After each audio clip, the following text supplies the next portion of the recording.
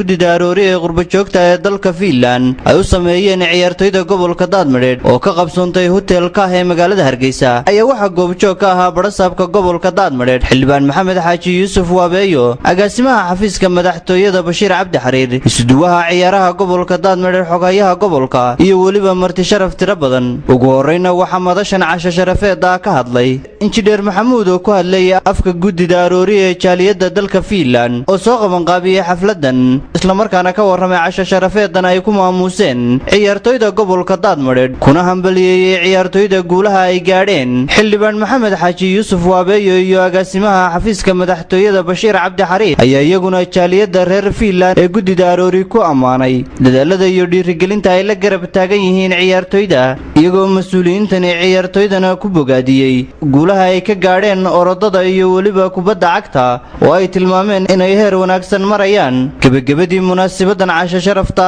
waxa soo afmeeray isla markaana ku dheeraaday sida ay muhiim u tahay in la dhiirigeliyo ciyaartoyda isagoo gudoomiyuhu ciyaartoydana kula dardaarmay inay dadaalada halkaasi ka sii wadaan